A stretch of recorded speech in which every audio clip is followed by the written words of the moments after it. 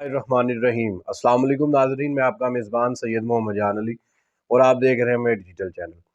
ناظرین، آج کل جو سب سے زیادہ جو خبر گردش میں ہے، سب سے زیادہ جو توجہ کا مرکز بنی ہوئی ہے، وہ یہی خبر ہے کہ اسرائیل اور فلسطین کے درمیان جو جنگ ہے، تو اس کی تازہ اپڈیٹ میں بات یہ ہے کہ اسرائیلی ٹینک غزہ میں داخل، کچھ دیر بعد واپس۔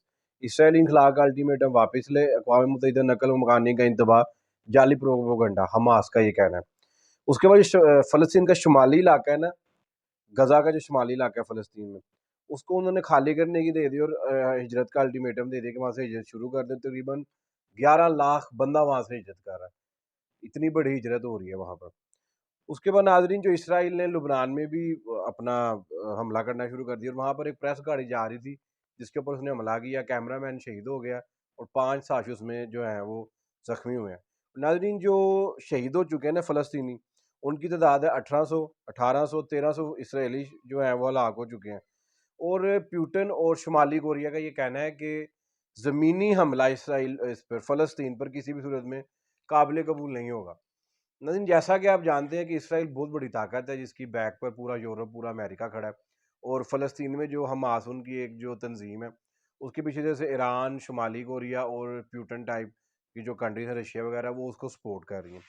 اس کے ناظرین، اب رد عمل آنا شروع ہو گیا، لیکن جب بھی جہاں پر ظلم ہوتا ہے، انسانی فطرت ہے، اللہ تعالیٰ نے انسان کو ایسا پتہ کہ جب اس کے اوپر ظلم ہوتا ہے تو بغاوت کرتا ہے، اگر وہ وہاں پر نہیں ہے تو اس کے لیے آواز اٹھانا پسند کرتا ہے۔ دوسرے ممالک جیسا کہ کینیڈا، آسٹریا، اردن میں فلسطین کے حق میں مظاہرے ہوئے، ریلیاں ہوئیں۔ فرانس میں یہود خلاف سرگرمیوں میں جو 3 افراد کو ملک بدر کر دیا گیا، اور مسجد الحرام میں فلسطینیوں کے لیے دعا کروائی گئی۔ اس کے بعد ناظرین، جو حماس کی حمایت کرنے والے غیر ملکیوں کو برطانیہ بدر کرنے کا امکان، برائٹن فلسطین کے حق میں تقریر کرنے پر ایک خاتون کو گرفتار کر لیا گیا، اور دوبارہ سے بھی کہ مسجد الحرام میں جو ان کے شیخ ہیں، امام کعبہ جو ہیں شیخ اسامہ خیاط نے اسرائیلی بمباری کے شکار فلسطینیوں کے حق میں دعا کروائی۔ ناظرین، یہ تو وہ ہے جو ہم سے 7 سمندر پار فلسطین پر اسرائیل ظلم کر رہا ہے، اور فلسطین نے اپنے حق کے لیے آواز اٹھائی ہے۔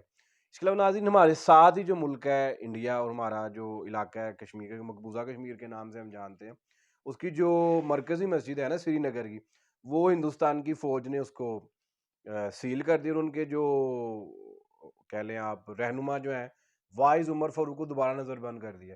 اور یہ وہ وہاں کے جو ایک ترجمان یا ایک ان کے رہنما ہے جو کہ 4 سال پہلے بھی غیر قانونی حراست کے بعد اب باہر آئے تھے۔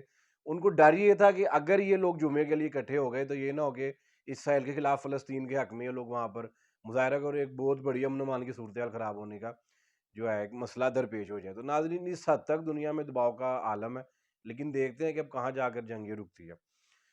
اس کے بعد ناظرین، جو ہماری اپنی سیاسی صورتحال، اپنے جو ملک کے مسائل ان پر بات کرتے ہیں کہ ٹی ٹی پی کے ساتھ مذاکرات نہیں کریں گے، 100 سال تک جنگ کرنے کے لیے تیار ہیں۔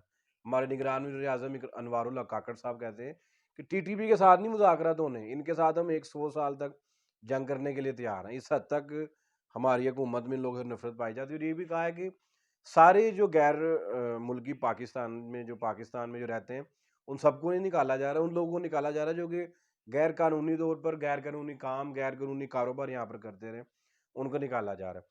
اس کے بعد انہوں نے گفتگو کرتے ہوئے نگران وزیر اعظم نے کہا کہ ڈالر کی قیمت کم ہونے سے 4000 ارب کا قرضہ جو ہے وہ پاکستان پر کم ہوگا، جس کے ثمرات پاکستان کو ملیں گے۔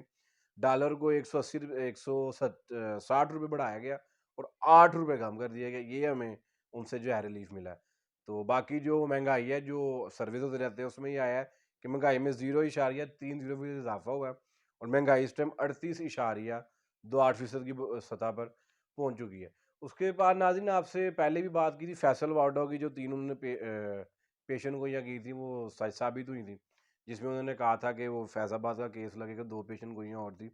اس کے بعد وہ کہتے ہیں نواز شریف اگر وزیر اعظم بن بھی گئے تو 13 سے 17 ماہ ہی چلیں گے۔